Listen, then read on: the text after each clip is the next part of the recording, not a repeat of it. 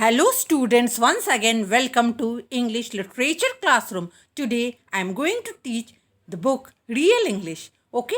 The name of the chapter is On Top of the World. Clear? Come on, let's start.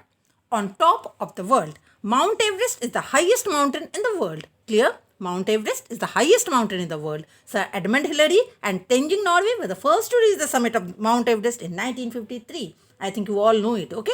Many mountaineers had made unsuccessful attempt to scale this mountain before. Okay, many mountaineers had made unsuccessful attempts. Okay, to scale this mountain before.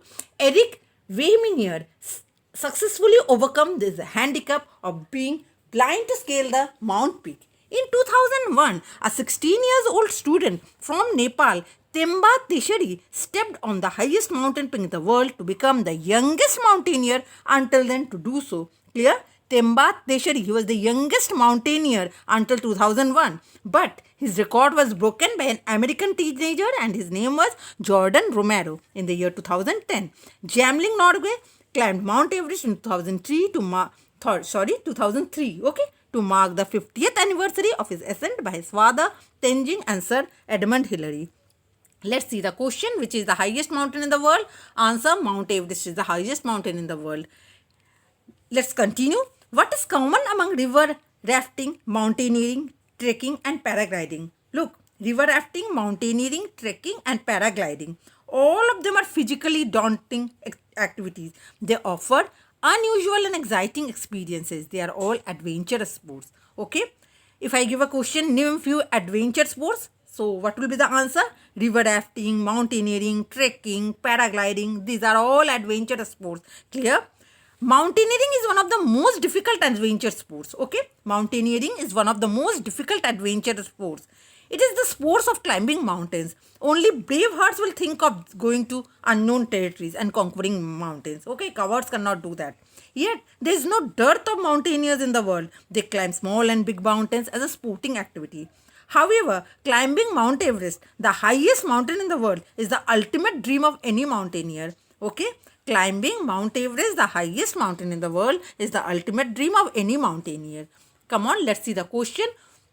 Who were the first to reach the summit of Mount Everest? Answer, Sir Edmund Hillary and Tenzing Norgay were the first to reach the summit of the Mount Everest. Let's continue. Many mountaineers had tried their luck at the conquest of this mighty mountain before. In 1924, mountaineers Sandy Irvine and George Mallory made an unsuccessful attempt. Okay, Sandy Irvine and George Mallory made an unsuccessful attempt at the cost of their lives. The glory of having successfully completed the Everest expedition first goes to Sir Edmund Hillary of New Zealand. Okay, Sir Edmund Hillary, he was from New Zealand, and Sherpa Tenzing Norgay of Nepal. They conquered Mount Everest in 1953, the first genuine ascent. Okay, ever since the first conquest. Let's see the question. Who broke the record of Temba Teshari? Answer, American teenager Jordan Romero broke the record of Temba Teshari. Okay.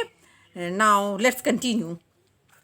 Now, in 2006, another New Zealander named Mark English performed an absolutely incredible feat. He became the first double amputee. Now, what is amputee? A person who has had an arm or leg cut off in a medical operation. They are called amputee. Now, Mark English, he became the first double amputee to reach the summit of Mount Everest after 40 tough days of climbing. Listen carefully. After 40 tough days of climbing, in April-May 2006, the 47 years old English made his final push for the top from Camp 4, 450 meters from the summit in perfect weather on 15th May. An astounding date.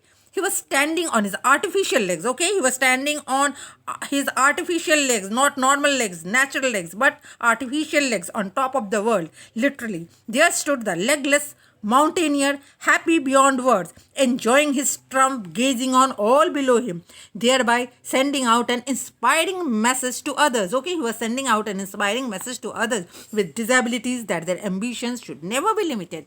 Come on, let's see the question. Who was the first double amputee to reach the summit of the Mount Everest? Mark English was the first double amputee to reach the Mount Everest. Let's continue. During the Punishing climb, the prosthetic legs had not caused any problem. Okay, during the punishing climb, this prosthetic leg had not caused any problem. When one artificial leg had broken earlier during the climb, English described it as minor hiccup. Okay, English described it as a minor hiccup, means it is a small problem. Okay, he was carrying a spare set of legs as well as equipment. Okay, he was carrying a spare set of legs as well as equipment to make necessary repairs in case anything went wrong. Okay, why was he carrying a spare set of legs? So that he could make necessary repairs in anything went wrong. Okay, in 1982, he and his fellow climber Phil Dooley were trapped in an ice cave for 14 days on Mr. Cook, New Zealand's highest peak. English managed to keep his head and did not panic, but both of them suffered frostbite. Okay, both of them suffered frostbite and they had to have both legs amputated below the knee. Let's see the question. Who won a silver medal in cycling at the Sydney Paralympics in 2000? You will read it later on. Okay, Mark English won a silver medal in cycling at Sydney Paralympics in 2000. Clear? Let's continue. Now, since 2006, English had taken on a number of challenging roles and succeeded ranging from legless sky guide to research scientist after earning a degree in human biochemistry. Okay, he earned a degree in human biochemistry. He also won a silver medal in cycling at the Sydney Paralympics in 2000. Okay, he won a silver medal in cycling at the Sydney Paralympics in 2000. Before leaving on his expedition to Mount Everest, English shared that the fact that he had lost both legs. Okay, he had lost both legs and that no one has ever scaled the world's highest peak with two artificial legs was of secondary importance. He said with conviction, I am not doing this to be the first double amputee. If I am, then it is the icing on the cake. But it is much more than that. I have been climbing most of my life. Look what English told. Okay. I have been climbing most of my life and Everest is the achievement really. It gives you the knowledge of empowerment to do others thing. English, who kept a website diary of his climb, said that the expedition was also an effort to raise money for Cambodian Center. Okay, look what he has told. He told that the expedition was also an effort to raise money for Cambodian Center that provides rehabilitation for landmine amputees, polio victims and other disabled people. Okay. This is the end of this chapter. With this, I am also concluding this video. In my next video, I am going to bring something new. Until then, goodbye.